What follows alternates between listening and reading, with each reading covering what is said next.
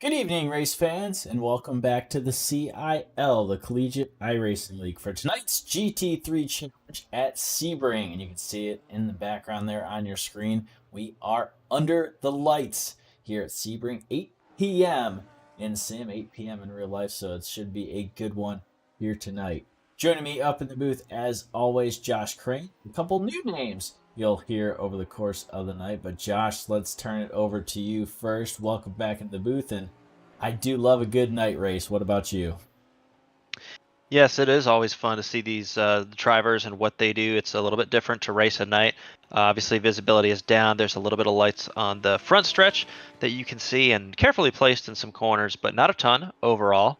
So it's a cool Florida night. It's just a slight breeze, and these drivers are getting ready to put down. They're putting down qualifying times right now and getting set up. And we had mentioned this track. It is going to be a track that forces these drivers to control their cars and to set up with maybe a little bit of compromise, and where the car wants to hop and skip around, especially down into turn one, strong left-hander, and the final turn down in Sunset Bend. And so I think somebody who might be able to speak to that is Jared Kaler, hanging out with us this evening. So Jared, you've been around here a number of times in a variety of cars, and what do you know about this track and its unique characteristics, and what are these drivers going to have to battle tonight? Oh man, this is one of the most challenging and unique tracks out there on iRacing and in general. Like you said, it is dark and there are not many lights around here, so I think that's going to be something that these drivers are going to have to look out for. Along with that, it is super bumpy and it's really easy to make mistakes going around here. And when we go, we're going to see a lot of points, especially on the opening laps. So down into turn one, generally you want to make sure that you don't use so much runoff area that you're out into the far side and then out into the dirt. That's going to be an issue for drivers in that situation. And we saw that last time CIL visited Sebring Raceway here. And so the other area, I think, is the hairpin, where it's you use basically cones to mark your spot, and there is a tunnel there, but sometimes drivers forget to modify their braking point or to pay attention when cars are in front, and there is a style of traffic jam and sometimes evasive action that we see down in that turn. But it'll be a pretty full turn one that we should expect here this evening. Yeah, Josh, you said it right there. Pretty full turn. A reminder, if you've first race that you've tuned in the roadside this season, instead of that traditional 1 hour race that the CIL has done in the past, we've turned it over to two 25-minute sprints. We saw that last week or 2 weeks ago at Phillip Island. Really pay an exciting kind of racing that played out, because like you said, it's not quite a sprint, but it's not quite that race where you can kind of sit back, get a feel for the car, and get rolling. When you got to make a move, you got to make it. So a little bit of that give and take gonna play a factor here. And Josh, you said it's Sebring, kind of a tougher track to pass. Obviously, a couple straightaways is the ideal spot to do it, but a very technical track as well. Josh? Yeah, 100%. I've had times where I've been setting up a pass for a number of laps, and I was faster through, the first and middle sectors, and then the final sector where you do have a passing opportunity down into Sunset, the final turn on this track. I wasn't able to get a good run, and it is kind of a unique entrance that will follow all night long, where the cars will hug the curbing tight, actually come out onto a bit of airstrip, and then before they begin that strong right turn back onto the longer straight that we talked about. But yeah, you can be faster over a section, and that doesn't necessarily translate to an automatic pass. As opposed to some other tracks we go to, naturally all passes will require a bit of sweat, but Sebring certainly no exception to that. So we see now that 11 minutes in qualifying, you're going to see a lot of students on track here. And Jared, they're using the draft just a little bit. I don't see a lot of space between cars. That is correct, and it's going to be interesting to see how these drivers navigate this traffic here on these qualifying laps. It's going to be interesting to see if they kind of space themselves out here towards the end of this lap. I personally would not want to be that close to the guy in front. Like you said, there is a draft, but you also can get some dirty air, and with these lights, the headlights, they can get pretty distracting pretty easily. And one thing I notice is drivers, and maybe it's too early for picks, but I think back to last time we came here, and Alex Clank was so excellent on the brakes in that Mercedes AMG. Not a GT3 car that gets a lot of action on the official series, and not always in other GT3 leagues, but was fast when Clank drove it. And guys, I'm looking at the driver tonight. Sean Campbell from Randolph is going to put Randolph College in that number 30 machine, that AMG Mercedes. So that could be one to watch both all over the track and on the brakes. We know that Sean is pretty careful and pretty skilled on the brakes and making passes into these corners, right? We talked about these areas where it's difficult, takes maybe a little bit of finesse and wrestling to get the entry covered. And that is where Sean excels, one of the areas. So that's something that I would pay attention to tonight and think would be quite fun. Going on board now with Cohen Evans. You can see this is the hairpin that we see. It is deep right. We'll grab just that curb, and drivers will tend to grab a little bit of that dirt on the left as we go through. And back across, you can get up through the gears now, and it is a passing zone as you go into this right, left, and right complex. But you're going to break about 3 cones back down in the corner. Try and carry as much speed as you can through there and down into this next right-hander. It's going to be tricky because you want to do your braking sometimes in a straight line, but there's not much straight right there, so you have to make it yourself. Get on. Do watch that dirt on the left side exit. That is going to trip up some drivers this evening. And now this is back down to the third sector we talked about. You can be fast through this sector, but manage these curbs. The reflectors do help there, as you can see in the nighttime. But onto the runway surface and back on the road, and right there you have to get such a good exit. Use all the curb, and Evans does. IUPUI always well represented, the Jaguars, with Cohen behind the steering wheel. And now we have a little bit of time to think to ourselves, and this is where guys are going to be setting up passes, maybe some weaving, trying to break the draft, hard on the brakes. Look at those cones. Now point your eyes to the apex. Cohen actually going to get right in there on the grass and come out, stays off the outside, and that'll be a qualifying lap done for Evans. So we'll see how he shakes out back down the front stretch. So that's going to be just about how it shakes out. And yeah, P8 so far with a 159.036, almost in the 58s. About a fair shake. Jared, how do we think about that? That was a pretty stellar lap. Not too many mistakes going on right there, but you see Sean Campbell there, way out in front of the other students. Jared? He said it's Sean Campbell out in front, but guys, keep in mind he will be taking an end-of-line penalty for race number 1 here tonight for switching manufacturers. Another new rule added to this season: from race to race, if you switch manufacturers of cars, you'll receive an end-of-line penalty there in that first race of the night. So Sean Campbell will be starting race 1 from the back, but a pretty good opening right there. You can see him 2/10 up on Alex Clank, the next fastest driver. And you might notice a little green or red tick mark next to that position, next to the driver's name, left side of your screen. That green is going to signify an active student, actively enrolled or participating at a university, and all those red are alumni, so students who have gone on and completed and gotten a degree from said university or college. Josh? Yes, sir. Moving through, we have a number of drivers up front. Strong red turnout you see atop the scoring tower. So Sean Campbell leading the way, and then Matt Nordberg, Cohen Evans, Joe Otzel from UCLA, and Justin Roberts, just to name a few. In fact, Justin Roberts on his outlap right now, so looking for another attempt, trying to better that time. As we get to the end of qualifying, about 5 minutes left, we'll have a 25-minute feature, or 25-minute heat race, and then a 25-minute feature. So as Jared had mentioned, the top 12 will be inverted, and there's going to be a little bit of gamesmanship and a little bit of mind games as these drivers try to put themselves in position. One thing I do note on the scoring tower, guys, we've got a lot of different manufacturers represented. A couple of Mercedes only, but Audi, Lamborghini, even 3 McLarens, handful of BMWs also in the mix. So a pretty fair field this evening.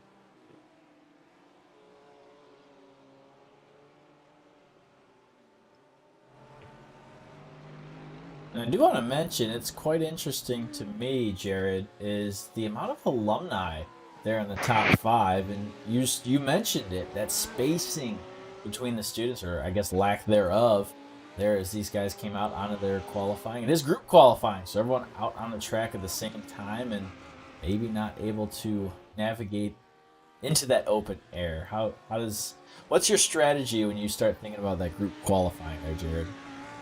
Personally, I like to be as far away from everyone else as possible. Just I like being able to see clear track right in front of me, no distractions whatsoever, and I can just put my head down and go put the best lap I can possibly can put in. Yeah, I think I'd have to agree for qualifying. I mean, maybe if you want to really game it and have a strong lap and think you want to get a tow on the last stretch, but again, I think that takes a lot of air off of your automobile for that final turn, where it is pretty crucial, very bumpy, and you want to keep that thing to the ground as much as possible. So I think I probably would be on team alone for the qualifying lap, but some of these drivers figuring out, and sometimes it's just hard to get alone with the turnout we've got this evening. There's going to be cars just about everywhere we look, Jared.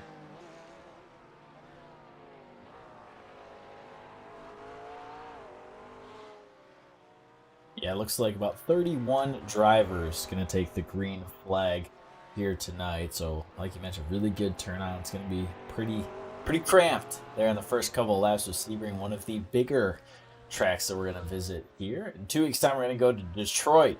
So, much different story as we head around the streets of Belle Isle on that one. But tonight, it's that World War II air base that we've come to know and love here at Sebring. It should be a good one. A couple onboard drivers they've got for you here tonight as well. You're looking at Evan Puckett right here representing that Ball State esports team. Getting that texting done on the straightaway, so pretty smart move there from the college student himself. So Evan Puckett, a marketing and media major, graduating in the spring of 2023. Like we mentioned, a part of that Ball State esports program, who is quickly on the rise here in the CIL. Josh?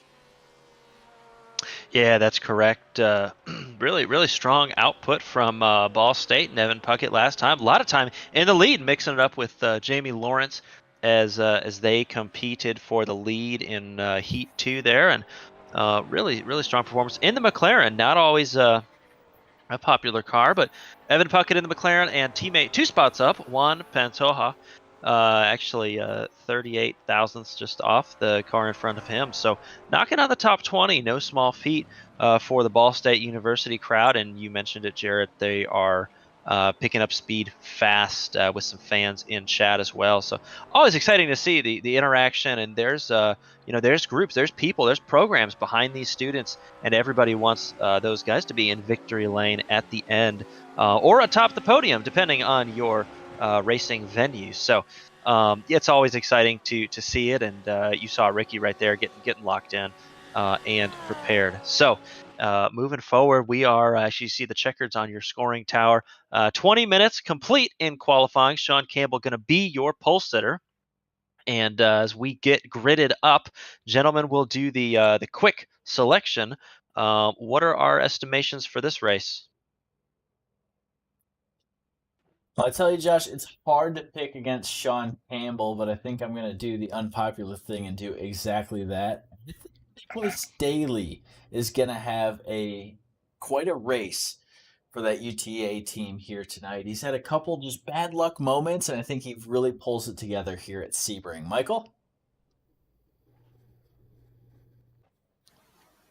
Yeah, I would have to pick on Sean Campbell as well, but as we know, he's getting an EOL penalty for switching cars. So I think someone else that I would go for as kind of an easy choice would be Clink, since he qualifies 4 tenths faster than Avery Walker, and this track is not an easy place to make up time. I think we could see Clink take the victory and Sean make his way most of the way up the field. Yeah, so it should be a good one here tonight. Joining us up in the booth now is 2 weeks ago, driver of the day, Jamie Lawrence from San Diego State University, joining us there on the grid. Jamie, first of all, congrats on that driver of the day. And how did that one feel at Phillip Island? Quite the drive there, especially in race number 2. It was pretty fun. It was a really good time. It was a new track for me, so I was learning how to take the correct lines there. But that reverse grid helped me out, and kind of figured it out and took off from there. Yeah, for sure. So what did you take from that race that I think you're going to try and represent here tonight? Are you going to play this first race a little differently, or are you just going to go for it from the start here? I think the best method is like kind of take it slow the first race, learn how everyone drives, learn how the car handles, because I didn't get too much practice this week, of course. Yeah, so we'll see how it goes. And then second race, kind of go balls to the wall. Alrighty, well, we're looking forward to it. Congrats again on that driver of the day at Phillip Island. And hey, maybe we'll get to hear from you again later tonight. Yeah, I hope to speak to you guys soon. Thank you. All right, so that's Jamie Lawrence, last week's driver of the day. As we get you on all caught up here as we get set to go from Sebring. Jared Kaler up in the booth with us as well. And Jared, what's your strategy as you think about this a little more of this first race? Are you going for it from the start as well? I'm going for it as from the start, but I'm also keeping my eyes wide open. I think turn 1 and the first lap especially is going to be pretty chaotic, so I'm keeping my eyes open, arms ready to move that car wherever I need to move it to avoid any trouble.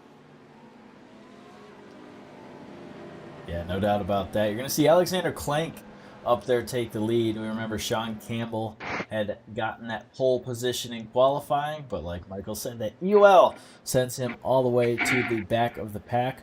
Juan Petonia from Ball State University will also join him as this is his first race. But that Ball State 2 car, switching manufacturers, choosing to go with the McLaren tonight. But the top 5, all Audis. Josh, you've been doing a little bit of testing with that car at Bathurst. What can you tell us about how that car is going to handle here at Sebring?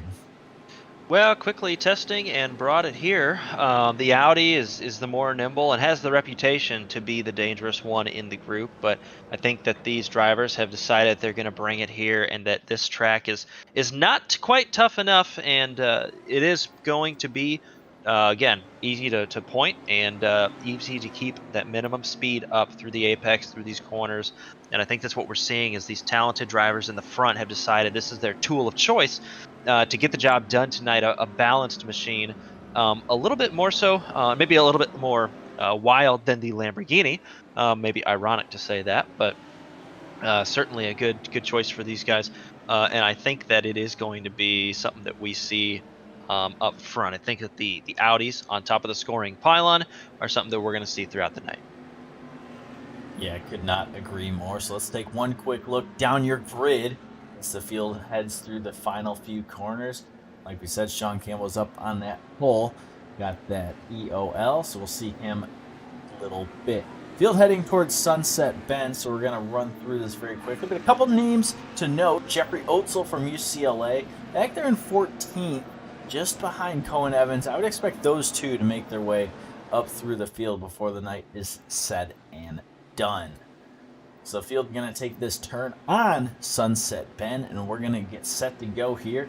Alex Clank from WPI in that number 13 machine on your screen will lead them. He's going to be on the inside in this final corner, but then that swings you right around to the outside of turn number 1. Well, that could get interesting. We'll see how guys navigate. See who gives room, who gives the space, or if we have one of those dreaded turn 1 incidents.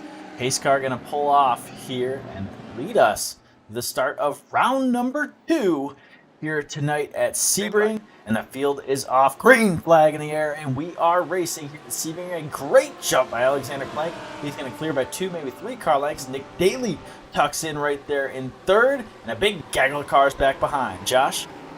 Covering off down into turn 1, but we stick with the leaders as we go through. It's going to be mostly safe. Everybody stays on the pavement, off the dirt. A crew of Mercedes and AMGs and I think I spy several Audis right there moving through. You can see Clemson, and right now following with Raul Bolanini from Michigan Tech University. As we go through the first sector here, everybody side by side through there. That's Ricky Paz in the Porsche on the outside. Valparaiso University trying to get past Nathan Whitlar, Nicholas Potnella there on your screen. Robert Morris University representing them. And following right now, you see Clemson University, Hagen Johnson. There's that UCLA machine, Joe Otzel, that we were able to talk about earlier in the broadcast. So these guys all nose to tail getting figured out. Jared, you talked about dirty air, and these guys are all trying to find some clean air. So how do you get through this first lap?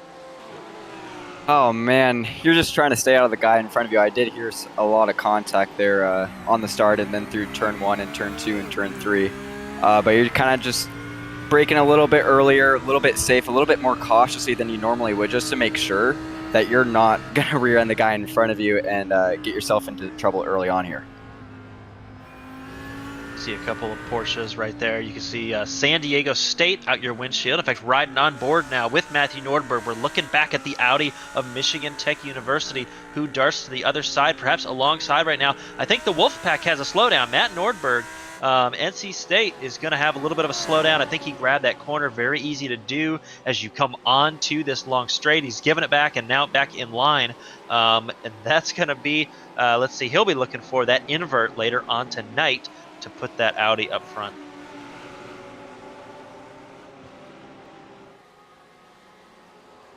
Back up to the leader, Alexander Klenk.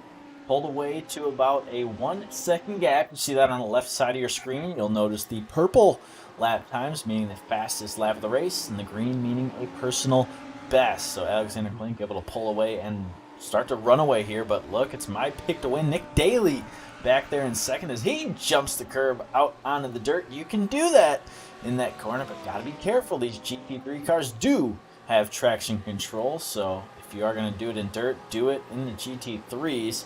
Nick Daly making use, but he's got Avery Walker, Carl Lemkool, and Santiago Torres bearing down on him. Jared? Yeah, Santiago Torres is going to be the guy I'm going to keep my eye on all race long. He is my teammate, so I'm kind of favored towards him a little bit, but I know how he drives, and I know he's really, really good, really, really fast no matter what he jumps into. So he's doing well so far, currently leading those students, and I think he's going to be someone to keep an eye on throughout the whole day today. Yeah, Therese is one who, again, has chosen that Audi. We saw the car control at Phillip Island running right up front, challenging Sean Campbell for that competition. Speaking of Campbell, making his way up through the pack now, but Therese from the University of North Carolina at Charlotte running quite well here and would be towards the end of the race. Hanging on to Avery Walker now, looking back at Carl Lemkool. That's the St. Louis University machine, the blue and white stripe, come to be a staple in these events. And going down into Sunset, it's a nose to tail, just trying to keep the draft. Do we see a move here from Joe Otzel, UCLA, pulling out? He's chosen the inside. He'll be up alongside that Porsche, trying to get the inside of Andrew Williams. So Clemson trying to defend UCLA. The Bruins making way, though, on the inside. The Porsche will have a run on the outside, and he'll maintain at least for this long. Jared, bring us down into turn 1. We've got a car around right here.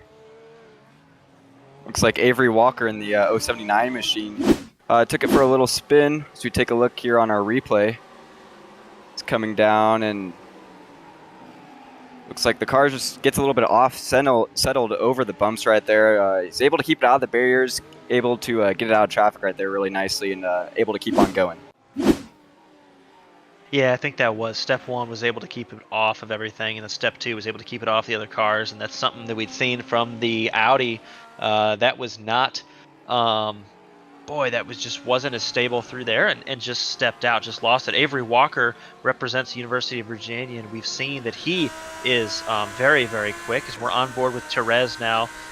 Looking at the inside of Lemkool, I think Carl Lemkool actually said, "Go ahead here." You saw that pop up on the radio, and so your UNC Charlotte student leader taken off, guys, and Sean Campbell, a big competitor to this crowd, and as he comes through the field, that's going to give Therese a little bit of room. You see his next competitor, Kyle Bonnet, in the right behind in the Porsche, the Clemson machine. And this battle split up by Carl Lemkool currently. So again, a little bit of brains are required here to get around this joint, but that is what is making this so exciting. And now actually Bonin going to have a fair amount of draft as he makes his way down this straight.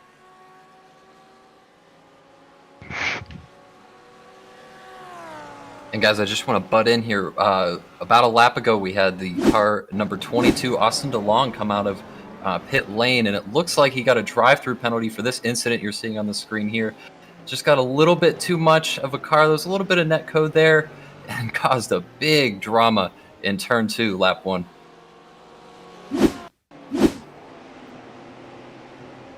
Yeah, it's so difficult when you want to be careful. As we see a little bit of action in the back, was that a McLaren from Ball State, and another there. Yeah, that's what we were saying. Austin DeLong on the replay. That is a replay you're seeing there. It's just so hard to rejoin again. Maybe you got a little bit of marbles or something on your tires, and very hard to be cognizant of everything going on around. And guys, of all the gaggles that I've been in on the iRacing surface, whether they're open wheel, stock car, NASCAR, or GT3, I think that GT3 are the hardest ones to come out of the way the cars drive. I suppose that's an opinion-based thought from myself, but nonetheless, back on board though. So around Carl Lemkool, you saw your front two there getting closer together, and Sean Campbell coming back in that AMG Mercedes. Randolph College trying to come the way. His next target is Ryan Whitlock. Yeah, Sean Campbell has moved up all the way to 15th already. Only 7 minutes into this 25-minute race. You can see that at the upper left corner of your screen here tonight. He's bearing down on Ryan Whitlock. He's had a good couple of races as well. So Whitlock looking to represent for his team as well. And you see on the left side of your screen all the colleges represented. That is Whitlock representing Alabama at Huntsville. So UAH, good little run here tonight. He's trying to hold off Sean Campbell. Campbell trying to go the long way around. You can see just how hard it is to pass. All these corners setting up the necks and down the long straightaways that head toward Sunset Bend. We'll see if he can get him heading maybe even on that front stretch. Jared? Yeah, it looks like he's going to be able to make a move right here and into Sunset Bend. Nice, clean move right there. And it's going to keep on chugging away right here, and I think he's going to keep on making a pretty decent-sized dent into these guys. I'd expect him into the top 10 here fairly shortly, and I'd say at least into the top 5 by the end of the race. Yeah, I think I concur. That's a pretty fair shake for that crew. Randolph always pretty fast around here. You did see a little bit of grass as he was in. In fact, speaking of grass, Andrew Williams, we mentioned from Clemson, just a touch of grass, but that's all it takes. Looks like well held and will rejoin. Won't lose too many spots. Down to 15th from was 10th or 11th before that. However, Andrew Williams, your Clemson Tiger, will rejoin. Yeah, you see 10th. He was last scored on that car. Will be 15th next time by. Going back here, we see Jamie Lawrence being pursued by, looks like Matt Nordberg actually in that Audi. That's the NC State Wolfpack car. And then Sean Campbell, we see that AMG Mercedes right behind that crowd. So these guys are going in. I guess these are all in. Thomas Crump from Clemson again. His rearview mirror has got a lot of headlights in it.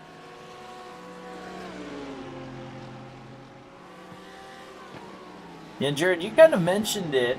The headlights in the dark all playing a factor. And I tell you what, in this iRacing cockpit, those lights can get pretty bright in those mirrors. It's tough to keep those eyes out in front, and ever more so just seeing your spots on track. It's one thing in the daytime to have someone bearing down on you and be able to hit your marks, but it's a whole other thing in the night. Maybe your marks change. Maybe you can't see that 3 board out there on the fence, and you have to use one of the markers on the track. So it's tough here tonight as you see Sean Campbell all over the back end of Matthew Nordberg, but Nordberg had a pretty good run. We'll see how this goes. Jamie Lawrence with a big block right there. He says no to Sean Campbell for this lap at least. Josh?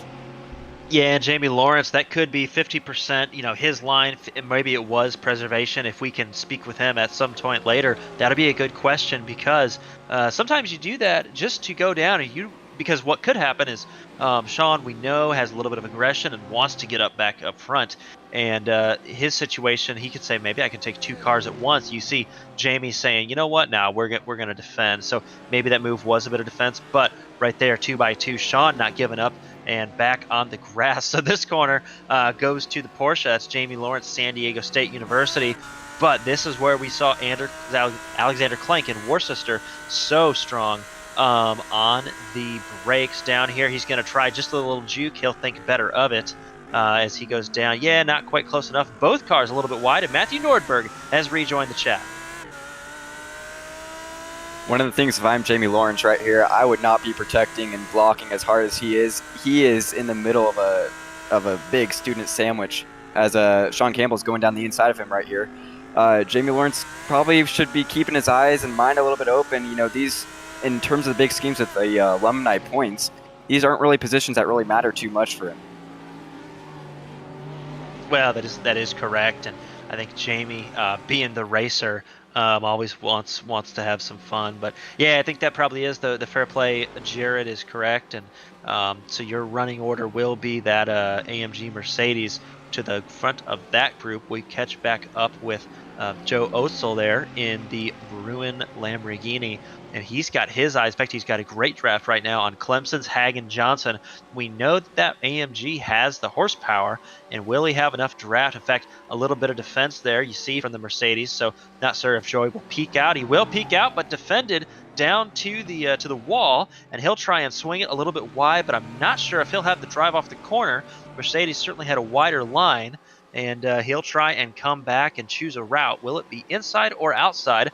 Hagen defending, looks like he will look for the inside. UCLA goes to the outside of turn 1 this lap.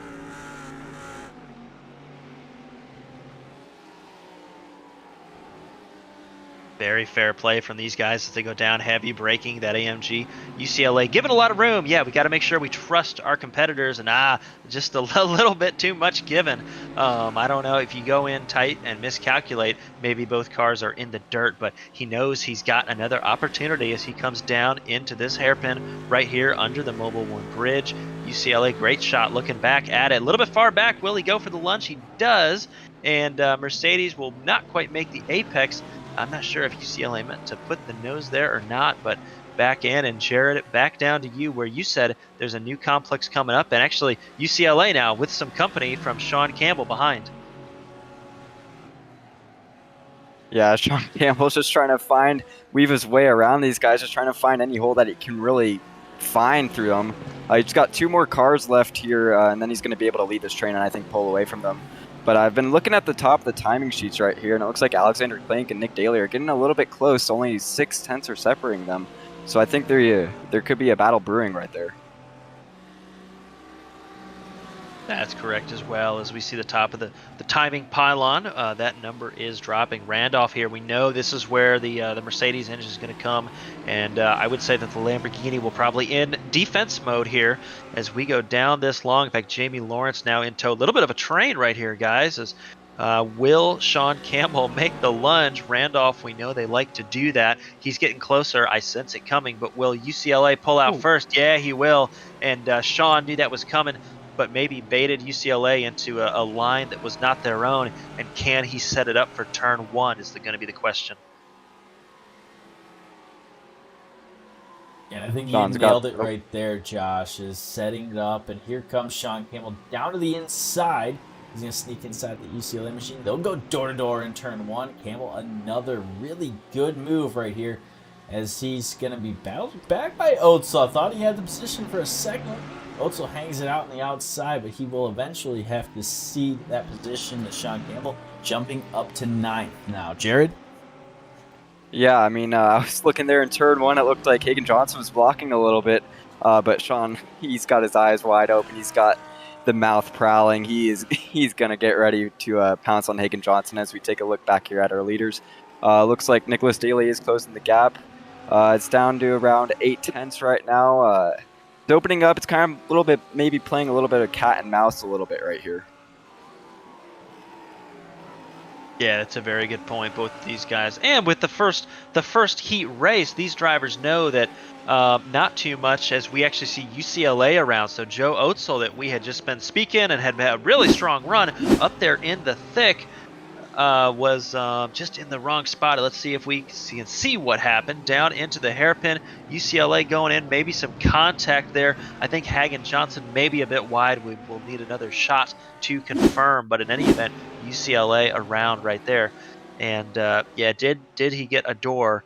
Would be the question. And as we look through the trees, yeah, I think that UCLA, it is very hard to keep that apex, keep that car in right there. And so just a little bit of contact between the two drivers. One more look at it here from the hair. You're gonna see the drivers come on down, and here they go out and around. And Josh, yeah, just running out of room. Otzel back to 16th. That's kind of no man's land here in this first race. He's gonna start 16th in the second race if he can't make his way up to that 12th position. So a little room to work here with not minutes to go, and that's a very quick race, guys. Josh? It is. Time is flying when we're having fun. So Otto will have his way to move up. Right now you're watching Raul Bolanini try and fight Carl Lemkool for that final podium spot for the alumni. And so two Audis going at it. That is Michigan Tech University trying to get around St. Louis University down into the hairpin. The Clemson machine there in your shot, trying to catch Santi Therese in your student battle, but right here nose to tail. These drivers are on it, separated by less than 0.2 of a second. A little bit of a peak from Raul on the outside. He's put St. Louis in a certain position. Can he cross over? It wasn't quite meant to be, not through here. And now with so many left, right, lefts, it's a little bit hard to do that. But can he set up the final? He does. Try and get out there. Actually has to come off the grass a little bit, and maybe didn't help himself out there. Jared, what do you think? Yeah, I don't think he took the line he really wanted right there through that double right-hander. But if he stays close enough right here through these S's, he could get the slipstream down the back straightaway and then maybe make a move into Sunset Bend. It'll be interesting to see if he can stay close enough right here. It looks like he maybe have lost a little bit of ground right there, but be interesting to see if he's able to be close enough into Sunset Bend. Yeah, that is. And as you look, you're riding on board now with Carl Lemkool, who you just saw on your stream there, able to see on board. And a good note, that steering wheel he designed, he built. He got the switches, he got the materials, and all the hardware. And after a bit of design, put that together, and you saw the LED, you saw the screen on board, all a little bit of hardware and programming for Carl Lemkool from St. Louis University. So these drivers talented behind the wheel. And in the world of creativity, you got a car on pit road that is going to be Hagen Johnson in your Clemson AMG Mercedes, maybe trying to pick up either some fuel or some damage repair, guys, or maybe serve a drive-through. In fact, we can see car 7 drive-through causing a collision. That would be Hagen right there. And as he comes off the curb, it looks like UCLA trying to be, sorry, that was Clemson trying to be inside. And it looks like we're going to see a replay, but down into this hairpin. Yeah, just a touch of that. So Hagen Johnson from Clemson is going to, that would be his drive-through, and back into the action. Yeah, no fast repair here. These races are short enough, and these drivers, if they do have something, can hop in the second heat race.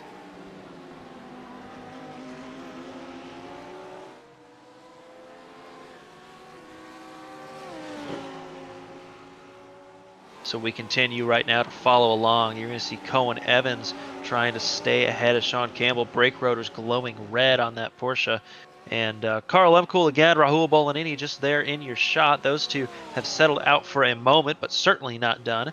All these cars separated by just a few tenths. As we come on to the third sector here of this track, it's going to be sweeping and long. So all these drivers trying to get their best run. And I tell you what, with 5 minutes to go and 20 minutes in, Jared, the whole race, what has surprised you, and what has not surprised you the most here as we see a move, maybe some excitement down into Sunset, Jared? Honestly, I'm pretty surprised with how close everyone's been able to stay. We've had lots of action so far. It should be a good sign to tell going into the second race as is able to complete the move right there. But I've been surprised with how clean everyone's been able to keep it for the most part. There have been some contact here and there, but it's been a lot cleaner than I was expecting it to be.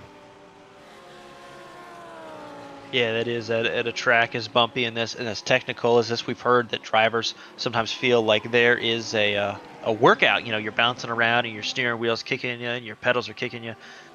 These drivers able to keep it in check and run next to each other for all these. So we did see Rahul Bolanini actually slip into Cohen Evans. Carl Lemkool from St. Louis University loves to see that. About a second now separate Clank and Daly, your two leaders, and then Thierez and Bonin actually going to be separated by a bit more. And correct in the chat that Bolanini from Michigan Tech University, always a staple at the front of these fields, but a very, very good drive thus far, very consistent and clean. So checking back in with your leader, Alex Clank, and sometimes I feel like we don't give Clank the credit we do, because this is just what we've come to expect from him, race in and race out. And I think Sean Campbell has kind of taken over that title a little bit from Clank, and maybe taken a little bit of that stardom we had for Alex Clank. We think back to when the CIL was the LMP2s as well, and how good Clank was in those. And Alexander Clank putting on a clinic up there at the front. Sean Campbell only able to get up to 8th so far. He's trying to reel in Rahul Bolanini. We'll see if he can do it before the end of this one, but looking good for Alex Clank in that WPI machine. Josh? Yeah, and drivers will have driving styles and car types. And certainly, right, you may enjoy the LMP2, you may enjoy the GTE cars, and so, but certainly no slouch in any motor vehicle. Alexander Clank representing WPI, Worcester Polytechnic, so really strong run there, and yeah, no surprise to see that automobile up front at the front of this field. So Santi Therese with a 1:59.8. And then Kyle Bonin behind him with a 2:01 there. Maybe a bit of traffic for Kyle Bonin. Generally, we see times, yeah, you see right there, everybody under 2 minutes at this point. So that'll be something to pay attention to. So, yeah, really, really good run for those guys. And Thierez would be his first heat win in the CIL events, should he complete this one out in his current position.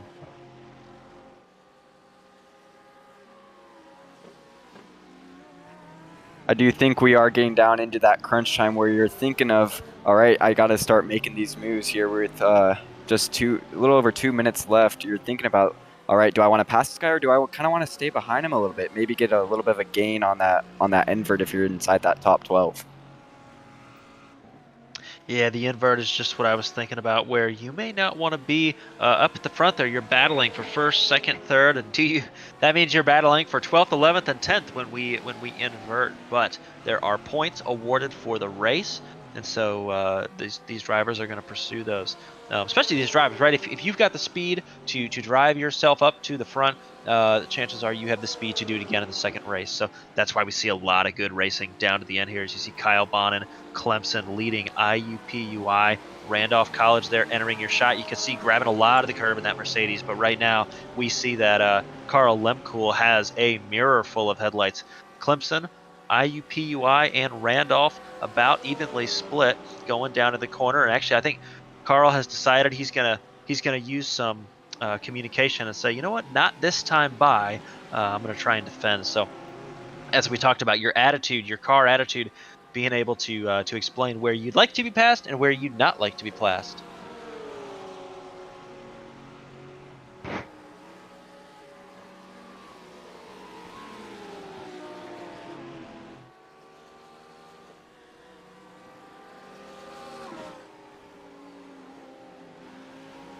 The battle continues to rage on as we see Thierez leading Bonin, Evans, Campbell right there. You see a little bit wide from Campbell. He's trying to get a run. He'll have it if he can be close enough down into IUPUI on the outside. As we see, looks like the static camera going to show us a solid shot down into the hairpin. Big defense from Kyle. IUP on the outside. And there's going to be a hole. Can the Mercedes fit through? Everybody makes it through this far, past the apex, the left hand and the right hand. Two Porsches side by side, a Mercedes with nowhere to go. That's Randolph behind, and Kyle Bonin the Formula SAE student at Clemson, just trying to keep everybody at bay. He'll pull out, but Cohen Evans will have to be inside. Yeah, not a great run. And Sean Campbell, smart. Randolph making a move there, taking advantage of that, and that is not what Clemson wanted to see. They have to hang on for a little bit longer. Those brakes continue to glow red, especially on these portions of the back. A lot going on back there, but these tires working hard as they go down. Kyle Bonin into the final sector, and Randolph trying to look inside. A little bit of defense and a good line, and around goes Kyle Bonin and Clemson and Michigan Tech University. That's Rahul Bolanini. You see right there on your screen, trying to get it turned back the right way. Was there contact? I didn't think so initially. Randolph here on the outside, now the inside, and I see it. But guys, I think it was just Clemson just trying to keep everything going on, and yeah, that is not what he's going to want to see as we come to the checkered flag. These drivers are going to wrap it up. You can see Cohen Evans, Thomas Crump, and they're right there in your shot. These drivers are going to come off. So Cohen Evans and then Sean Campbell making his way from last place, starting up to 5th spot. The rest of the students come through, and it looks like it's going to be Nordberg, Whitlock, and then Bolanini after the paired pirouettes there with your Clemson machine.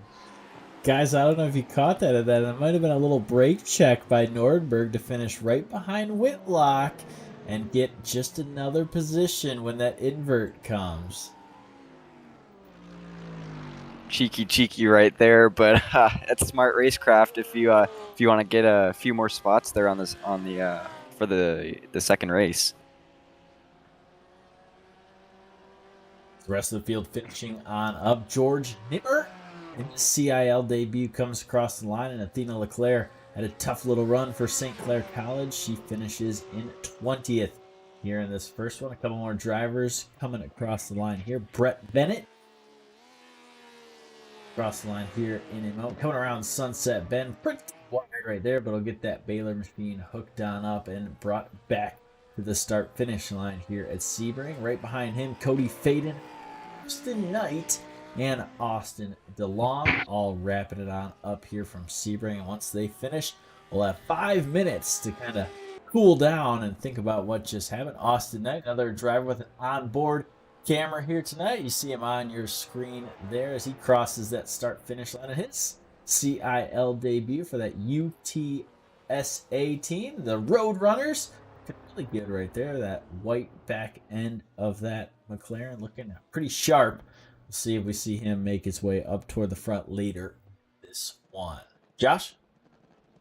Yeah, I would think so. No stranger to motorsports, behind the wheel, the virtual wheel, and the real wheel. So very exciting for these drivers. And yeah, UTSA pretty proud to have Austin Knight behind the machine. So these drivers able to take a minute and reset, regroup, maybe get that water bottle.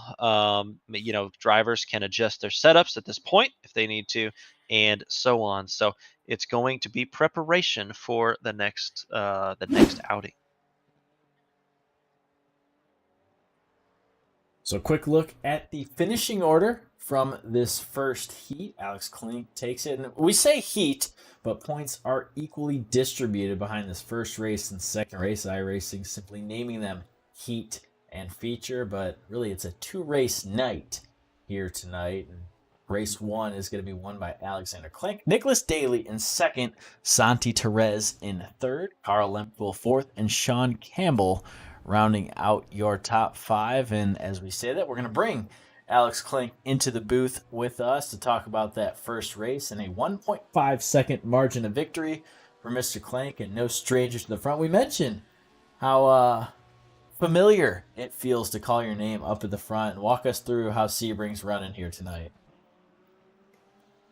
I think Sebring's always a really fun track, so really enjoying this here. And that was a tough one, maybe it wasn't side by side, but it was still a battle between me and Nick, so really kept me honest. Yeah, so walk us through.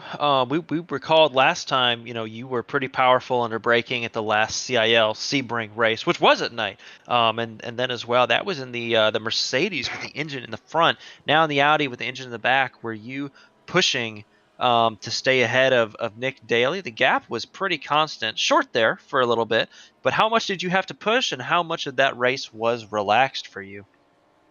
Yeah, I was pushing really hard the whole race pretty much. Towards the end there, I did start to gap him a little bit, so I was, just taking those slight precautions, making sure that I wasn't going to end up in the wall somehow, but definitely pushing hard the whole way.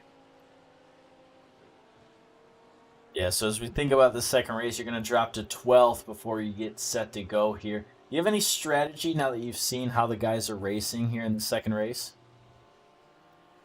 Well, I haven't really seen how the guys are racing because I was all alone with Nick, so I'll have to find that out. But yeah, I think the first lap is going to be crucial. And yeah, there's a couple opportunities to pass around here, but it's going to be tough, I think. So.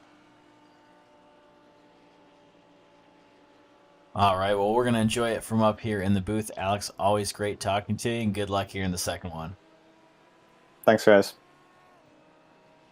So, Alex Clank, and I think we say it a lot when we hear guys talk in the booth. Cool, calm, and collected, and right there you heard him. It was just me and Nick. That's all he was thinking about, and that's all he had to think about in that race. And I think, Jared, you said it. You love being in that open space, and those two top guys, they had it here in that first race.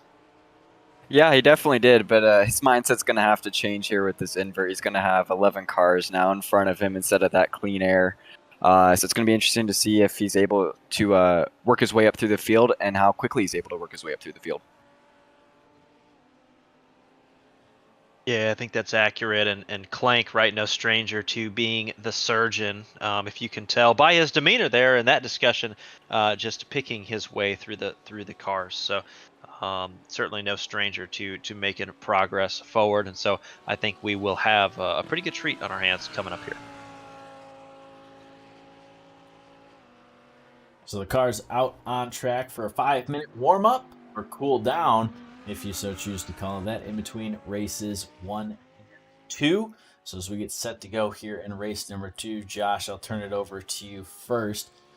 Do you think anyone's going to have the biggest improvement here in the second race? And I think I'm going to point out before I turn it over to you, Evan Puckett from Ball State just had a couple bad luck incidents and just couldn't get the car right. And I think now he's going to get in a little bit of a rhythm. We'll see him climb into that top 15, maybe even that top 10 before the night's said and done. We saw at Phillip Island.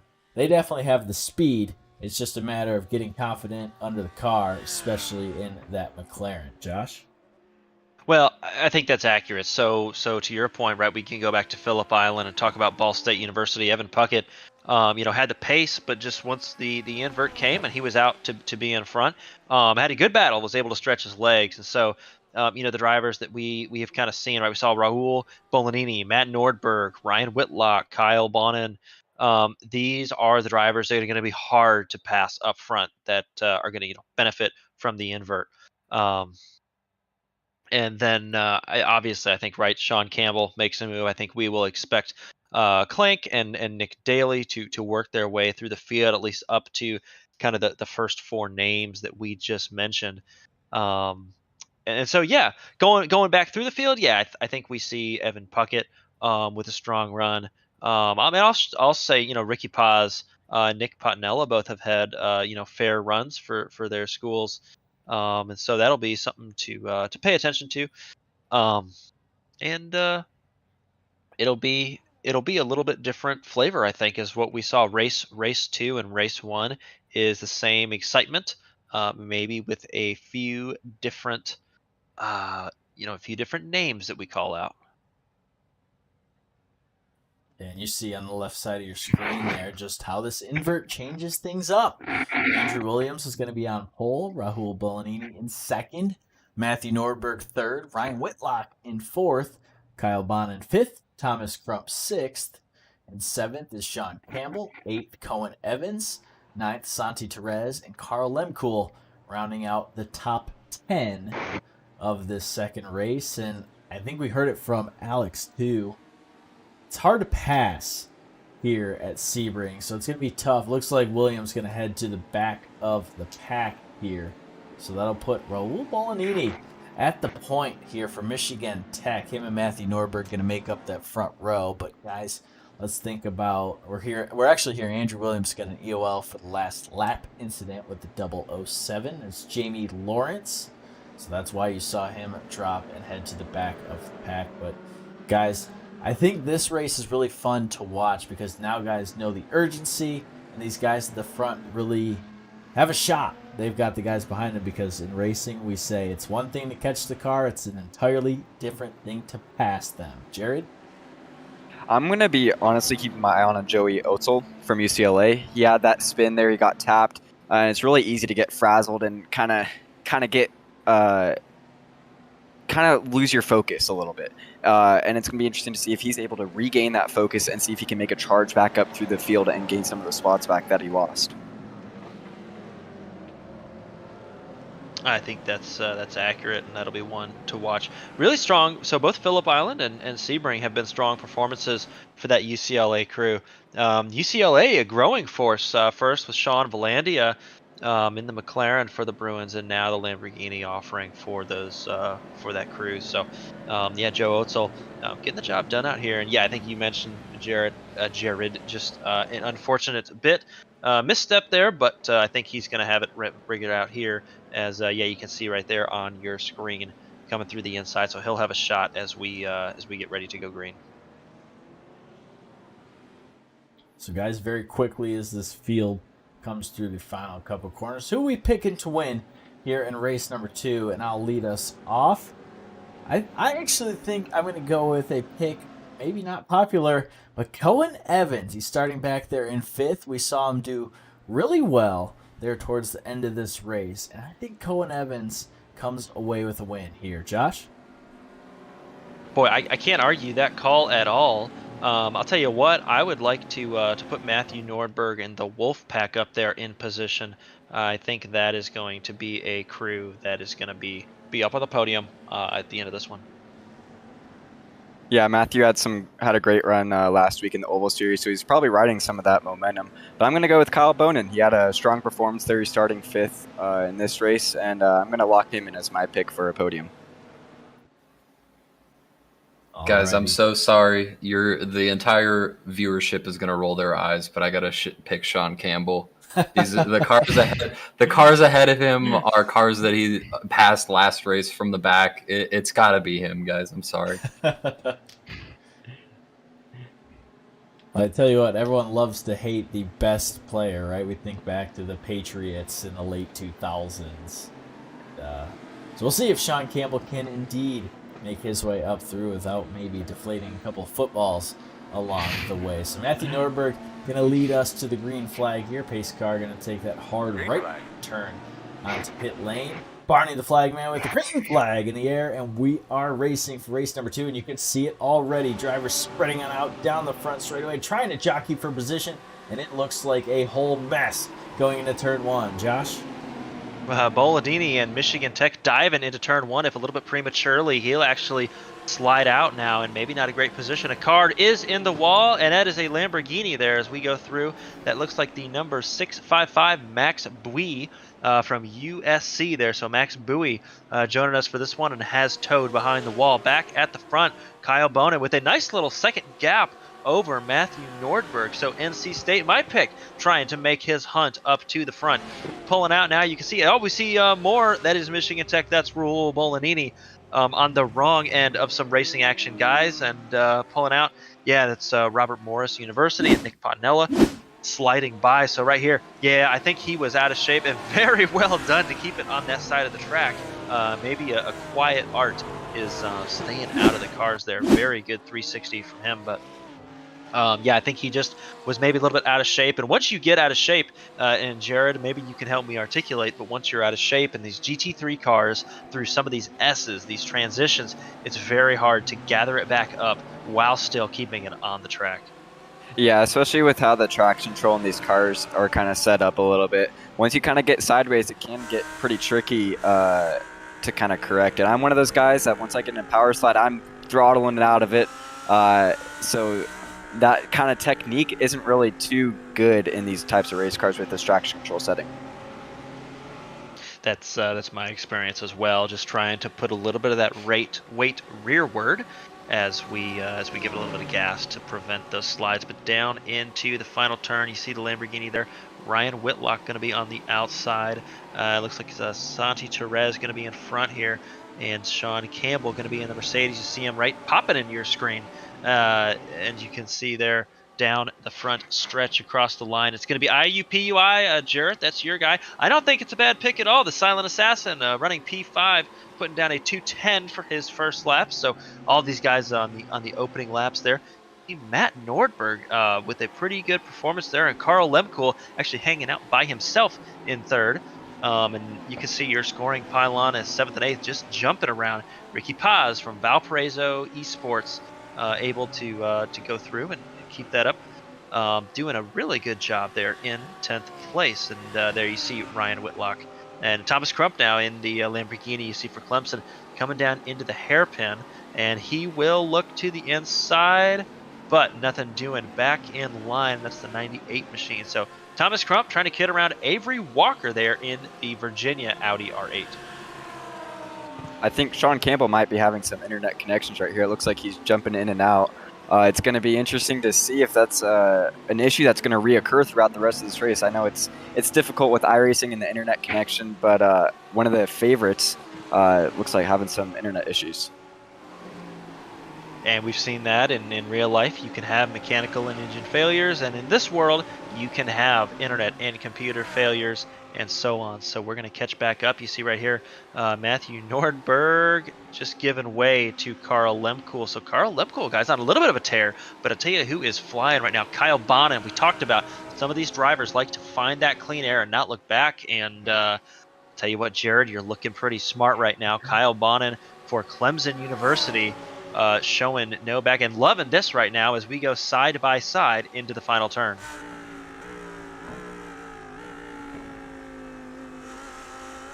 Ryan on board with Carl Lemkool. Looks like he's able to complete that pass through Sunset Bend and onto the front stretch. He's going to now turn his focus to the car ahead of Kyle Bonin and see if he can run him down. Yeah, and you say back on there, that is Carl Lemkool's motion rig, seatbelts and all, VR steering wheel that he made himself. Engineered and designed and manufactured himself. So going on there, you can see just how bumpy that track is as you ride along with Carl Lemkool. St. Louis University well represented here and running fast tonight, guys. He's just about 2 seconds back of the leader, but has made his way past, and he's got that Audi R8 hooked up. He was talking in chat a little bit that he was really enjoying the R8 just as a car. We talked about it has some advantages here and at every track. As we look for a pass here, will they go? Yeah, the Porsche will think better of it. And a little bit deep. Ooh. And caught a little bit of the grass there. So you're riding on board with Cohen Evans. This is for a position he wants all of it as we go back down into the next set of S's. Yeah, he's going to, he showed his nose right there, maybe a little bit of an ambitious move, but he's going to settle right here, settle in line, and kind of follow him through these S's and maybe recoup and see if he can make another charge on it. I think so. A lot of time left. Only 5 minutes elapsed of this 25-minute race. So Sean Campbell now, as you see, is probably waiting on his internet to return. And Cohen Evans, you can see there, this great shot as you see the cars. Again, we said cars are going to be all over this facility, and they are all over here. So you can see Matt Nordberg is looking now. And yeah, right there down the backstretch, all these cars lined up together. So NC State is trying to get to, and just about 2 seconds back, you can see all these guys of Clemson University. Then 4th place going to be IUPUI. UNC Charlotte in 5th place. University of Alabama at Huntsville is represented by Ryan Whitlock here in the 6th position. Virginia P7. Virginia driver Thomas Toomey not able to be around tonight with a small or maybe a moderate hand injury, a little bit of a burn after helping his roommates prevent grease fires. So perhaps chose the house over some racing this evening, but we'll be back with us shortly. As you can see, St. Louis University getting all of the curb through this middle sector here, and we're going to go back one more time and rev it up and dive down into that hairpin right there under the Mobile One bridge. Again, guys, we are getting word that Sean Campbell is not going to continue. He said it's unfair to other people if they have to let him go because of the internet. So you saw him blinking in and out. That is tough for other drivers, sometimes not knowing quite where a car is or will be. Sean Campbell making the tough decision to pull it on over. That's why you see him at the bottom of your scoring tower, down in 28. And that is going to have a dramatic impact on the points. Sean Campbell came in with 101, clearly in the lead. Josh, you mentioned it, sometimes a mechanical failure in real life, sometimes a different kind of failure here on the iRacing side. It looks like that has bit Sean Campbell tough here tonight. And that is pretty disappointing, right? That was Michael's pick, certainly, and a fair pick to do some damage this evening and put up a real challenge for some of these guys up front, Evans, Nordberg, Bonin. So, not what we had on our bingo cards, but no doubt will be a force once that's rectified in these later races. So riding on board, you're on board with Nick Daly. You're chasing Hagen Johnson's Mercedes AMG. Looks like Ricky Paz has decided it is time to defend down to the inside. He'll break that draft. Actually, in fact, now in doing so, has allowed the Mercedes just to catch up a fair bit. A little bit of a train right here. Mercedes looking to the inside, but yeah, you got to miss that pesky wall. They're on the inside in trouble. Valparaiso Esports around. That is Ricky Paz. He'll be able to wait for traffic to go by and get that car righted, and it looks like that battle will be conceded. Yeah, just, again, we've seen it again, guys, getting into Sunset Bend and not being able to serve that. In fact, more issues, I think, for Evan Puckett, Ball State University, and the BMW of Robert Morris University do get together there in that turn.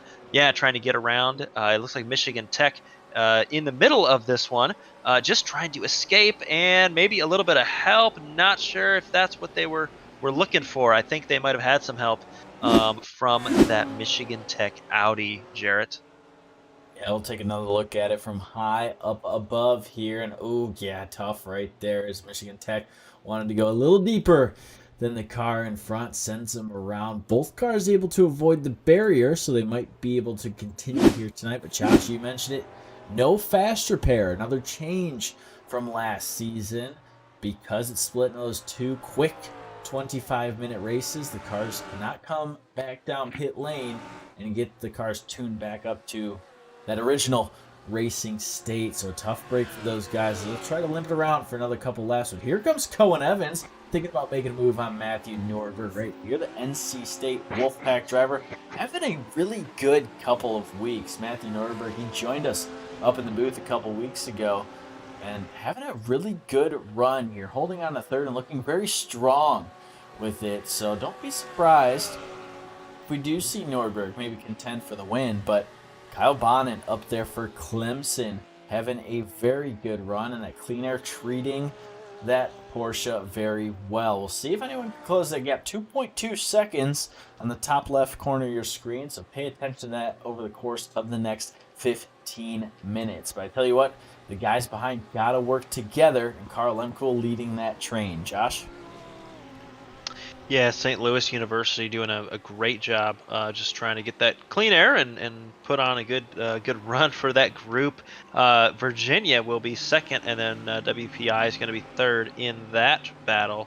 But you see there, Hagen Johnson on the inside trying to look around Nick Daly. So Hagen Johnson, yeah, not quite getting enough. I think we just saw Nick Daly make the move past Hagen. That's UT at Arlington. Getting past that Clemson machine, guys. In fact, it looks like he's got one more Clemson machine to go in Thomas Crump. We do know that Clemson University always well represented here at the CIL events, whether on the road or oval side. One of the things I'm looking at right here, and I'm kind of surprised, is Nick Daly. He's not able to make up as much ground, especially when you look at Alexander Klink. I don't know what really happened there on that first lap through all that chaos going into turn one. But it kind of looks like he's stayed where he started, and Alexander Klink has kind of moved on past him and is making his way into the field.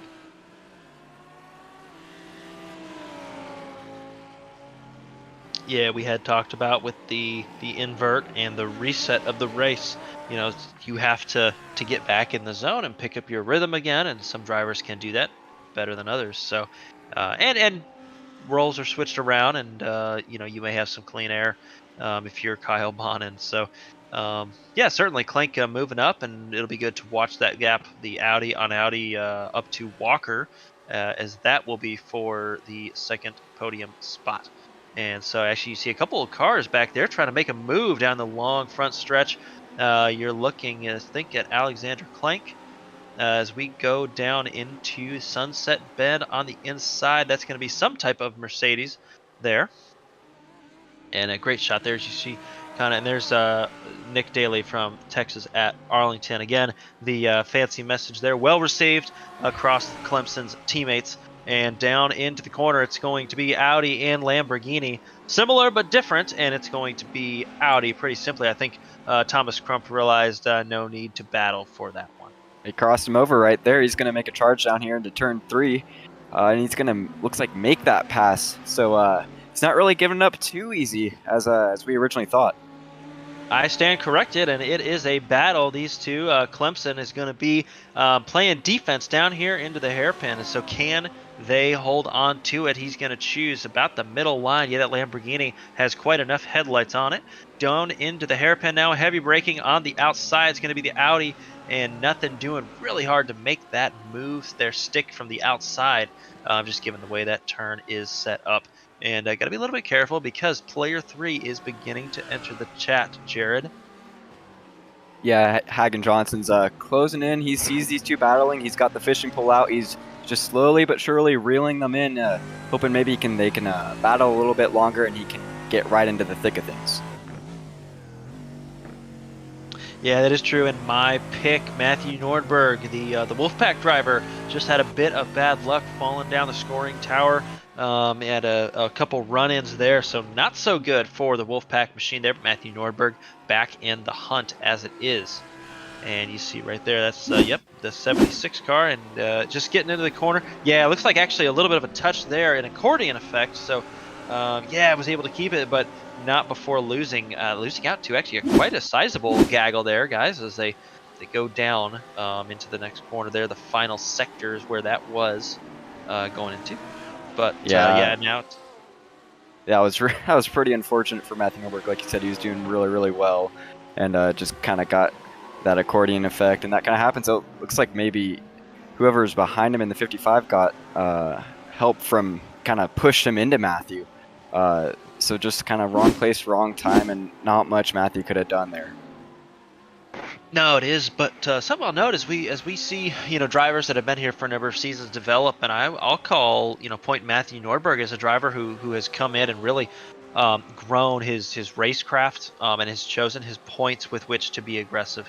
Not to say, right, that he's doing his Kyle Busch impressions. As we see some aggression, Lemkool doing his best to keep everyone at bay. In fact, you can see Carl Lemkool leading Alexander Clank, that's WPI, and then Avery Walker from Virginia having a say with the headlights. But in short, Matt Nordberg, quite a lot of seasoning on his racecraft now, and running up front. I think we're going to get used to seeing that name in the top 3, where maybe before it was in the top 15.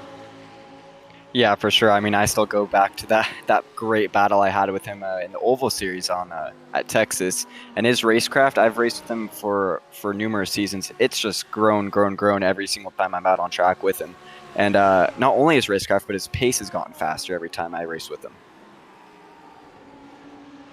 Things you love to see. So this is actually a great look here at the battle. 3 cars under a blanket as you're on board with the University of Virginia. So the Cavalier is going to try and hold on to this train. A little bit hard to draft. You the car in front. Clank does have the draft as well. So down into the corner, he'll peek, but will they make a move? Cones on the left. Watch the wall, and Clank is going to try and look inside, but yeah, a little bit tough. And Lemkool is around. Lemkool is around and maybe had some mind games in the mirror.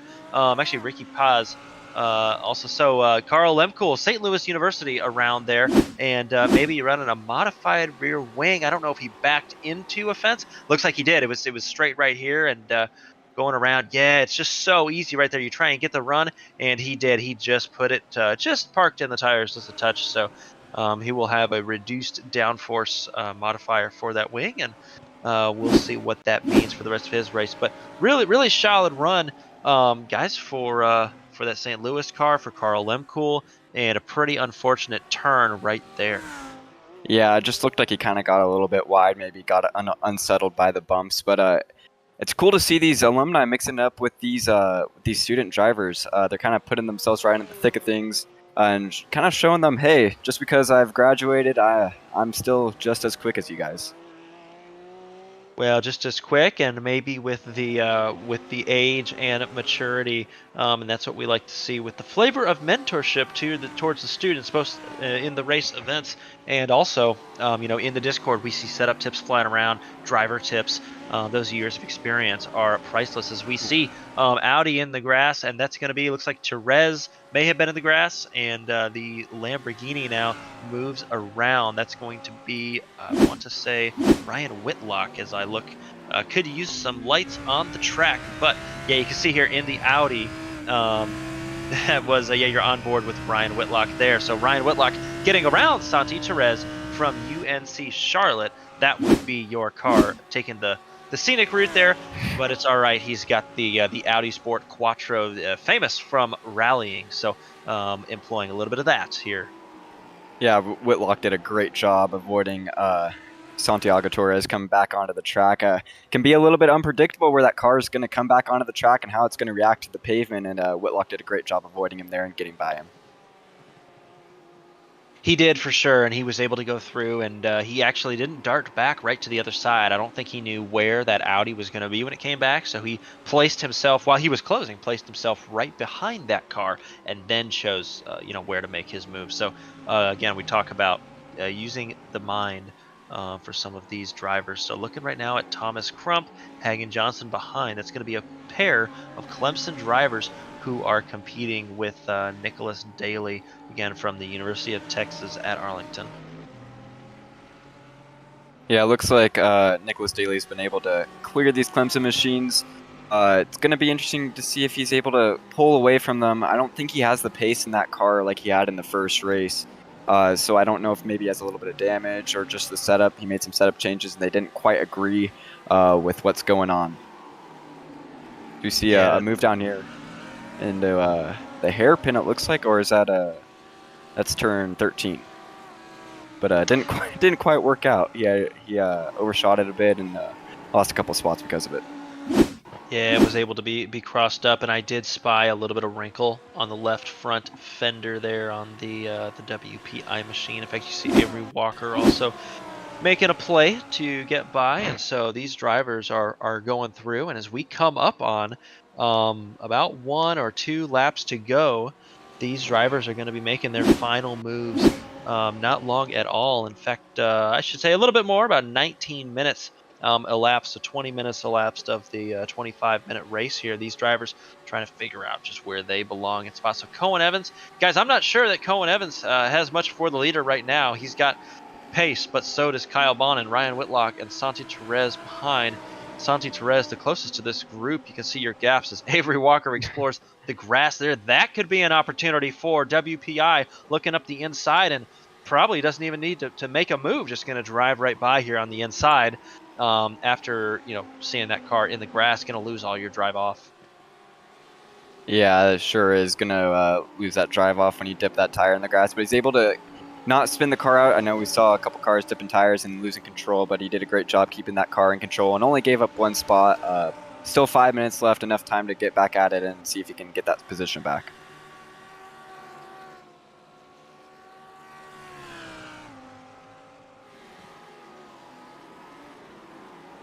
So quick run through the rest of your field with just under 5 minutes to go, actually quickly approaching 4 minutes to go. Kyle Bonin holding on to your lead up to a 3.5 second gap. So it's his race to win here. Cohen Evans in second. Ryan Whitlock holds on to third. Santi Therese back there in fourth. Alex Klink in fifth. Avery Walker currently sitting in sixth. Matthew Nordberg runs seventh. Jeffrey Oetzel, a good comeback run for the UCLA team, running in eighth. Nick Daly in ninth. And Thomas Crump making up your top 10. Josh? Yeah, continuing on down, you have Carl Lemkool, Hagen Johnson from Clemson, actually also from Clemson, Andrew Williams, and Justin Roberts. So that crew running well. Ricky Paz, Valparaiso Esports that we've seen, and then Jamie Lawrence, George Nimmer there in the BMW, Athena Leclerc, and Alex Knight. And Brett Bennett, actually from Baylor, in his Porsche, going to be bringing up your top 20. And so as we go through, you can see that the gap, actually, Santi Torres, Jared Santi Torres is closing the gap just a bit, a number of tenths, as we see Clank making another move. Clank trying to defend Avery Walker, but he will have a run on the outside. So we'll follow this battle, and we'll also follow Torres trying to close the gap to that final podium position. Yeah, Therese, he was ahead of Whitlock before that little mistake, and he's hungry to get that position back. He knows he wants that final podium spot, and it looks like these two alumni are going battle to battle here, side by side. A little bit of maybe some contact right there, but for the most part, keeping it clean as they're battling for this alumni win. Well, that's all right. That was just a little bit of clean contact. These guys trying to use every little bit of paint that they have on their cars. They bought the whole track. They're going to use the whole track. John Price would be proud. And down into the hairpin, you can see, hard on the brakes. Just not quite to the apex for that WPI machine, but a drive off. And you can see by the time he gets to the next turn, he's going to have a sizable bet. So going through and coming up, maybe 2 laps to go or so for these drivers when they get to the line next time by. No white flag shown yet. And so Avery Walker trying to get by, and you can see Therese, now that gap opened up a little bit, about 0.58 or so. And so that's what these guys are going to have to balance as we get through. But we will follow what Avery Walker and Virginia's progress is for these drivers. Yeah, you see a little bit of the flashing headlights there in the background trying to distract the guys ahead of him. I use that tactic sometimes just if I'm trying to play around a little bit, see if I can make a mistake out of the guys ahead of me by distracting them a little bit. Well, that is 100% valid. You can see Therese right here. You're on board. He's got the draft. Does he have the motor to get by Ryan Whitlock? Alabama at Huntsville will defend, but not as much. Has the outside. The white flag is out. So coming to the InnoVetted white flag right now are going to be these 2 drivers for the final podium spot. Ryan Whitlock got a pretty fair drive off that turn. You can see that Alexander Clank in the background has also completed. Matt Nordberg has actually made his way back up to the back of your frame right there. And so going back through, Ryan Whitlock and the University of Alabama at Huntsville trying to complete this battle. He'll look one way. However, it looks like back the other way. Yeah, a little bit of defense from that Audi. Jared, it's getting hot. Yeah, it is. Santiago Torres has given every single page out of his playbook to try and keep this final podium spot, but Ryan Whitlock's having none of it. He is going to get in the slipstream here into the hairpin. Can he make a move? Santiago Torres picking the middle of the track. Now he's going to go down to the white line. Whitlock's going to go to the outside, but he's not going to be able to outbrake him. See if he can cross him up here, get the run off the hairpin. Run off the hairpin is correct. You can see behind that is the WPI machine still leading the way for that battle.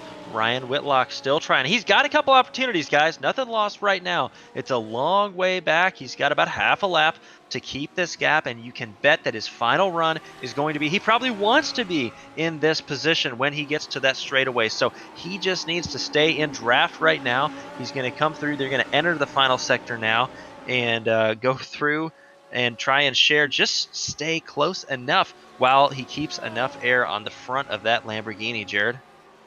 Yeah, he's gonna have one more shot, I think, coming out of this section and into Sunset Bend. If he can stay close enough, he's gonna be able to get the slipstream. I don't know if he's quite close enough. Maybe he got a better run right there out of the corner. I don't think he's close enough even with the slipstream if he's gonna make a move into Sunset Bend.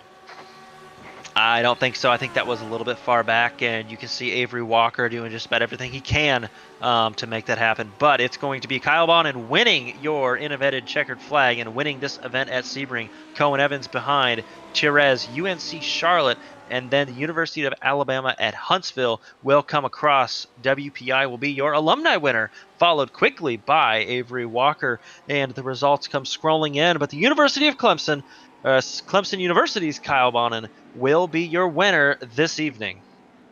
And it looks like Alexander Klink just snagged that fastest lap right there. going to be an extra bonus point for him.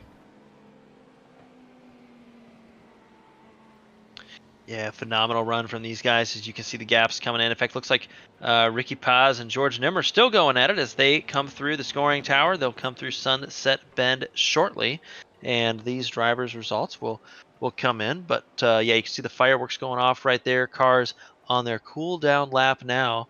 And a couple good notes, guys, as we got there. Two good paddles we had to serve. Conveniently, they were generally in the same camera frame.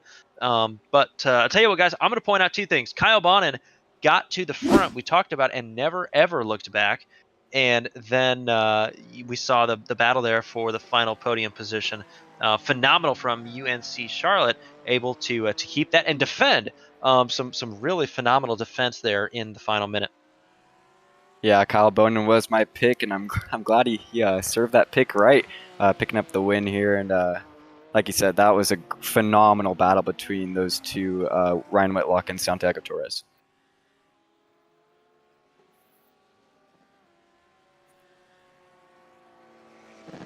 Boy, what a battle it was. Kyle Bonin gonna go burn it on down here for that Clemson Formula SAE coming on up, and we'll see if we can get Kyle into the booth on his cooldown lap here. Kyle, you got a copy? Yep. Alrighty, so we see you wrapping it on up here at Sebring. How does that one feel coming away first place here at Sebring and really dominating that second race? Yeah. Honestly, I did not think that my first time in the booth would be for winning. Got close a few times with third, but wow. I think I kind of just got lucky there at the start of the race, especially. There was like a checkup with Rahul, and I think Matthew in front of me, and then I just kind of squeezed through. And from there was just too much battling, I think, going on behind me that I got to stretch out a bit. And then all I had to do from there was just maintain distance, tried to watch my tires, watch deltas, and watch relatives behind me. Yeah, congrats on the performance. We had talked about the opportunity that comes with the invert. Sometimes we see drivers that were previously in traffic able to open it up and stretch their legs. I mean, I'll say big, but describe to us how significant the free air was to you tonight and being out front. I would say it was pretty significant. That first race, I definitely ate up my tires too much, and that's why I kind of fell back at the end. The dirty air, especially in turn one, plays a bigger part than you would think with these GT cars. Not necessarily being massive aero cars, but it definitely plays a part. So when I was out front there, all I had to do was basically just rerun practice and keep the pace up.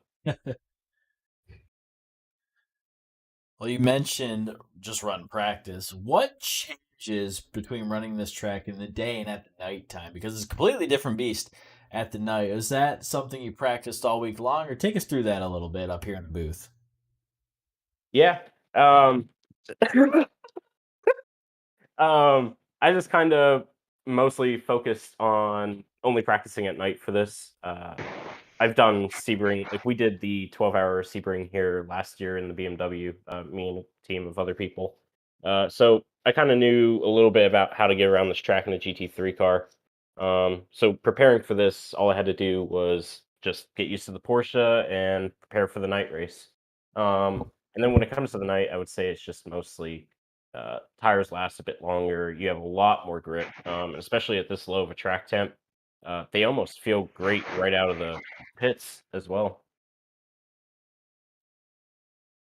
Yeah, good to hear that. Cool track temp, like you mentioned, helping out. But Kyle, congrats on the win here. Who do you want to give a big shout out to here before we send you to the InnoVetted Labs victory lane? I would say probably the other people that race this, Justin and Thomas, they're also from the Formula SAE team here in Clemson. And then I think my mom is probably watching. She's been doing this every time I've been racing, so at least now she finally got to see me in the booth. Well, I bet she's enjoying it just as much as we are. Kyle Bonin, a great run here. Congrats again, and go enjoy it. Yeah, thank you. All right, so always great talking to a winner there. And You heard it? A little bit surprised his first time talking to us is with a win, but he definitely earned it here tonight. And I think it's interesting to hear how big that clean air was at Sebring. Obviously, we knew Josh, especially on that last lap, being in the draft was advantageous.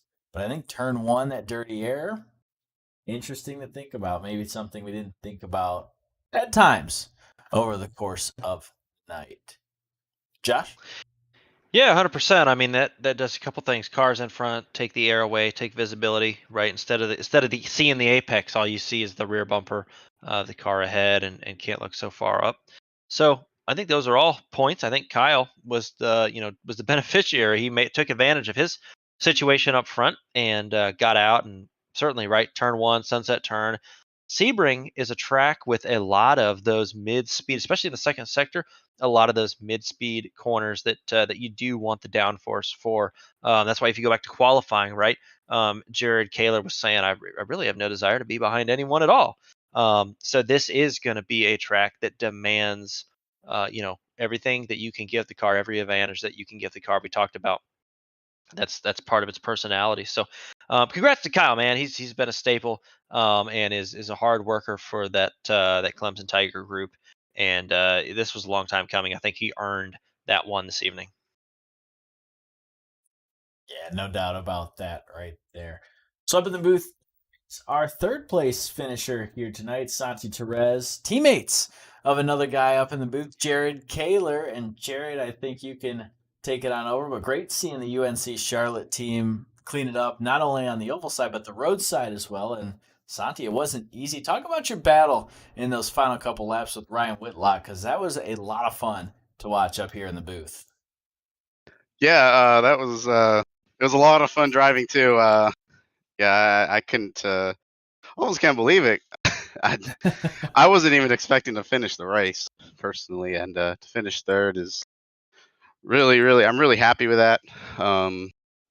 So, but yeah, it was a lot of fun battling Ryan, and I know Alex had a little bit of damage, but he was still fast. So if we mess each other up too much, he would probably get by us both. But yeah, it was crazy.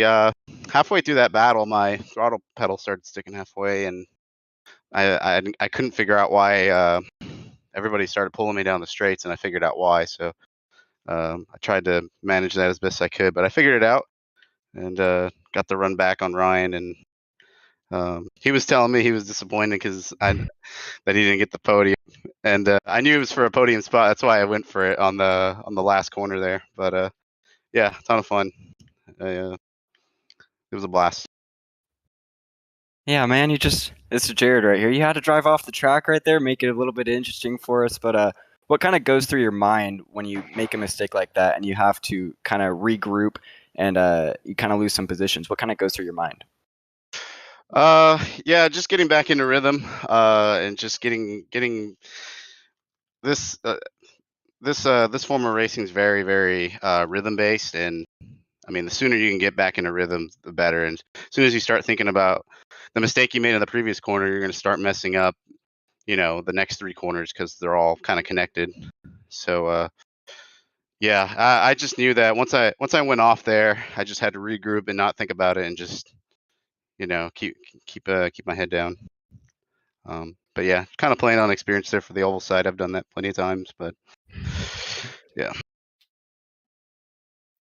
I tell you what, it was a lot of fun to watch you figure it out here at Sebring, and I think you did a little bit more than finish the race here tonight. So, Santi Perez, who do you want to give a shout out to before we send you to the InnoVetted Labs podium here in Sebring? UNC Charlotte, CIL for you guys putting on this event. It's I definitely look forward to these events. They're a lot of fun, and of course, you guys up in the booth. Appreciate the broadcast as well. All right. Well, always fun talking to you, Santi, and I'm sure it's not the last time we'll be talking to you. So go enjoy this one here tonight. Thank you, guys. So that's Santi Perez, your UNC Charlotte participant here tonight, and the other one up here in the booth with us, Jared Kaler. And I think he did you proud here tonight, Jared. Yeah, he sure did. It's always nice to see UNC Charlotte representing and being up front. We have a pretty dominant oval side of things, but it's nice to see him come and do into the roadside and run really well. Definitely, definitely. Well, joining us up in the booth now is our second place finisher here tonight. He was my pick to win that second race. And tell you what, it was a very good pick indeed. Cohen Evans joining us from IUPUI. And Cohen, fun run you had and kind of drama free here in that second race. Talk to us about the invert and how much fun that makes these duo of races here in the CIL. I like the invert a lot. I had a lot more fun doing it than I thought I would coming in. One, it like brings the field closer, almost like a safety car, just halfway through. And second, it like flips the grid and gives all the slower people a little chance to get a few extra points.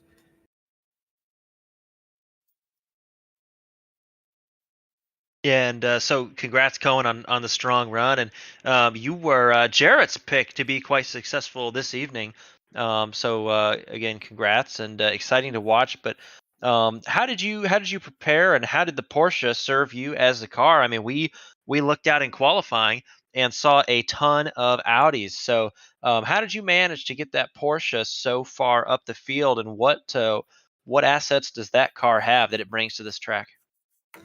Well, I think I was running a bit of a more downforce setup because I was using the VRS setup, and that was a daytime race, very hot temperatures. So I think they put on a few extra degrees of wing.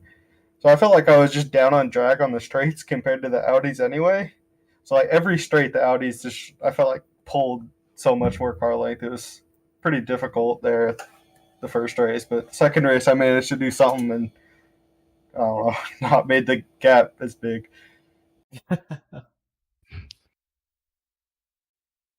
Yeah, so kind of piggybacking back onto that question, was there anything you could have done to maybe catch Kyle?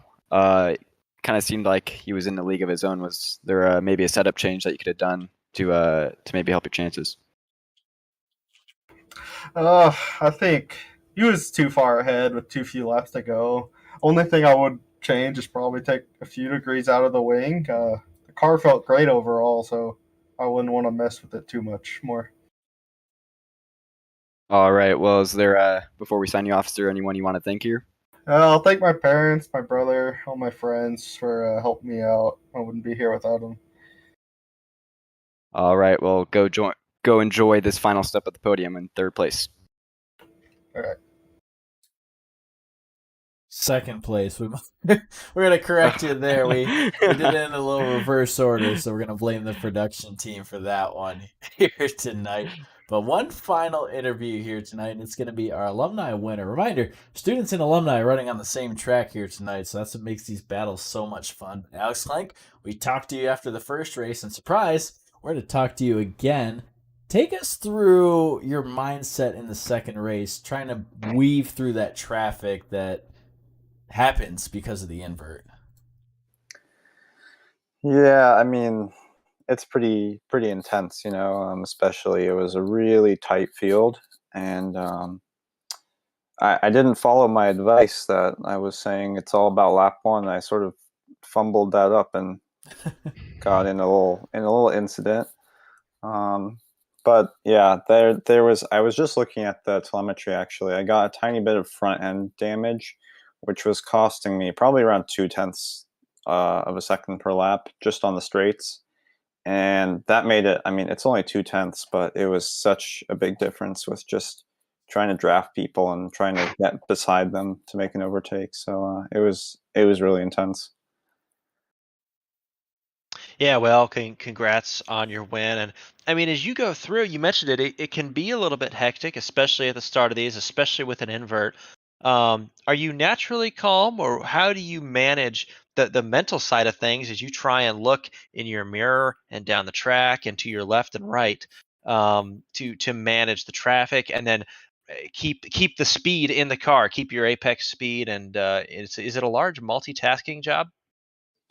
Yeah, I think one of the big things that you learn, and I think this really just comes with time spent on track, is being able to get into that zone where, of course, you're thinking about a lot of things, but your body is just sort of driving the car naturally, versus thinking too hard about what you're actually doing with your inputs. I think you can get into your own head, especially if there's a bunch of traffic, and you just lose heaps of time. So, but I think really the primary thing with learning that is just getting that track time. That's awesome. I'll have to add it to my notes next time I hop on the service. So, let us know who you want to give a shout out to, and congrats again. And yeah, who makes this possible? Yeah, I mean, shout out to you guys, of course. I think this is my first race with the invert and the new format, so that was really exciting, and I enjoyed that a lot. Um, Shout out to Nick Daly for a great race in the first heat, and to Avery Walker in the second heat. Had some great times on track with them. So thanks.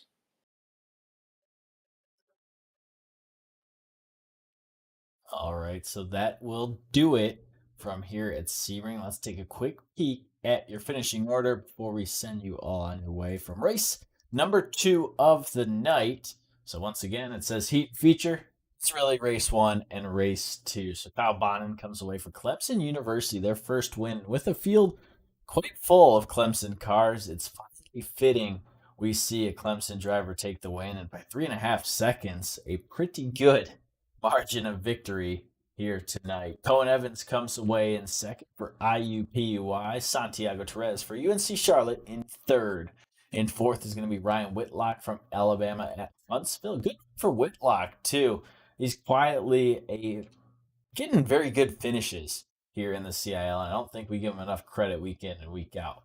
Alexander Clank from WPI coming away fifth. Avery Walker in sixth.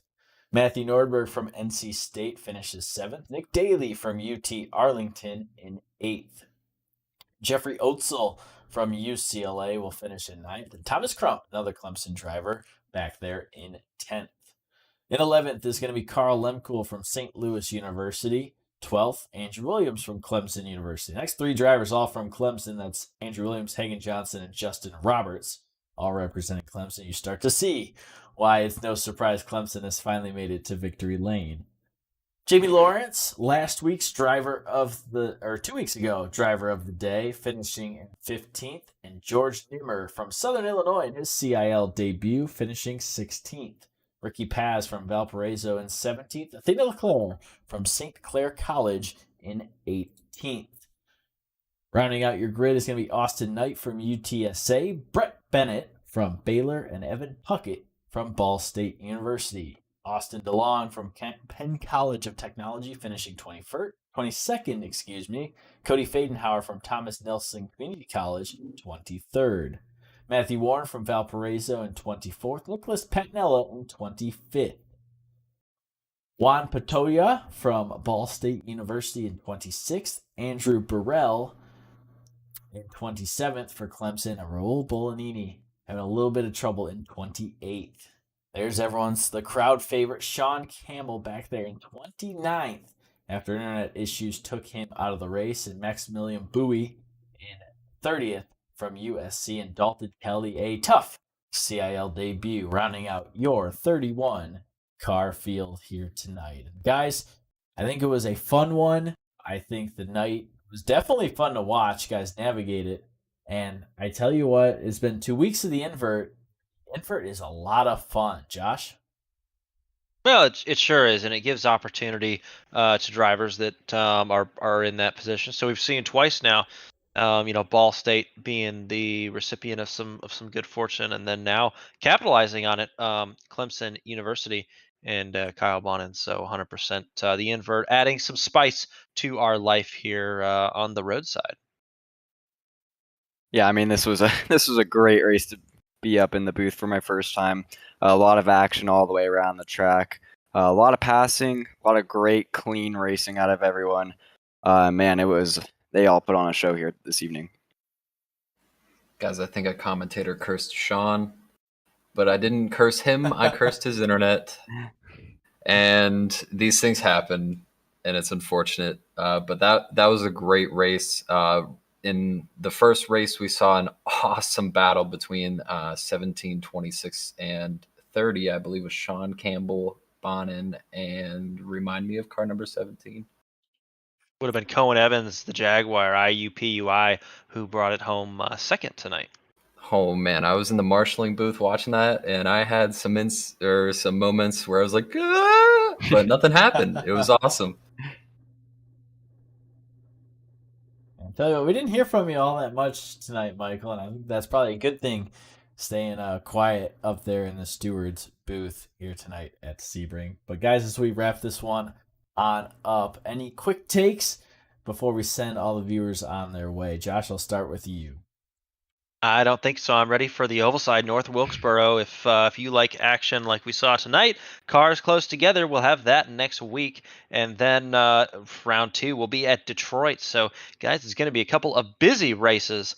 Managing the traffic will be key for the next 2 weeks.